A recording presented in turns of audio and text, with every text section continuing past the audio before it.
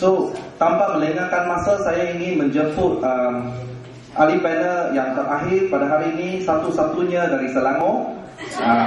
Nampaknya Perak adalah negeri yang paling progresif. Okay, saya ingin menjemput, persilakan saudara Charles Santiago yang merupakan ahli Parlimen Klang dan juga dari NGO Monitoring Sustainability of Globalization Malaysia. Dipersilakan.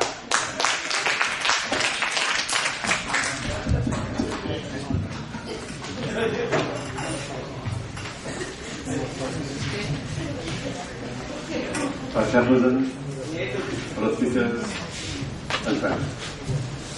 I'm really for peace and solidarity from Klang. Selangor. The question today, perbincangan kita soalan pagi ini, the last panel today, ialah can the people halt the new liberal assault? Can the people halt the new liberal assault? Sebenarnya soalan ini adalah $1 million question. Because it's a question that's been debated all over the world at this point in time, especially if you have given the enormous crises that you have seen. You saw a 1987 crisis, assuming that's the first, for our purposes we call it crisis 1. Of course there are many crises, but that's for our purposes crisis 1. And then selepas itu, 10 years fast forward, 1997, we have another crisis. And then 2007, 2008, we had another crisis. So this is a series of crises. And every time masa kita ada crisis, people's organizations, trade unions, social parties all over the world say it's time for assault, it's time to change, it's time for a paradigm shift, it is time for socialism. But most of the time it appears that the bourgeoisie is still in power and they get more stronger after that. And that is the reality. They get much more stronger. Even now, the debate is still controlled by them in terms of the resolution to the economic crisis in America. Example, right now you have a situation whereby after the subprime mortgage crisis in America, today at one point you also say, hey look, Citibank is now owned by the government of America. But today the very bank that owns, that's supposed to be owned by the government of America is telling the American government how to behave itself. It's true, this is what you see. And especially if you read the business papers, the international business papers, it is quite clear that the governments are under retreat. So this is my first point I want to make. Governments are retreating, and therefore the first strategy of assault of the people should be to reclaim the state for the people.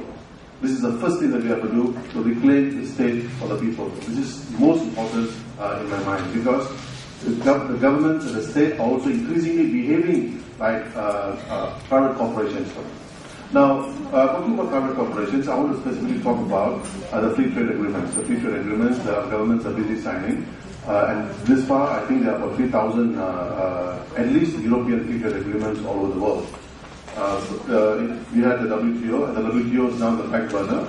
And today we have the free trade agreement, which essentially is designed to do the same thing what the WTO is supposed to do. Now, because the WTO faces problems and so on and so forth, and lack of legitimacy from developing countries, now the FTAs have become the main form of neo-colonization. There are various kinds of FTAs. One, you have FTAs on trade goods and services. You also have FTAs, like for example the ASEAN FTA with China, for example, is based on trade, just on trade and goods, that's all. But now it is getting larger. Now you have the goods, your goods, your services, and also investment. These are comprehensive FTAs. These are comprehensive FTAs. They cover all areas now. And a country like Malaysia, which had a lot of reservations, especially on perolehan kerajaan, which is government procurement, is now willing to open up government procurement. It is willing to open up the government procurement. And why? Because there is a feeling among the government circles that Malaysia is no longer a center of attraction for investments, and therefore we have no choice but to open up government procurement. But as early as 2003, 2004, the government of Malaysia said we will never, in fact it was on our dead bodies we will open up government procurement. That was the tradition put forward on the EU-ASEAN FTA.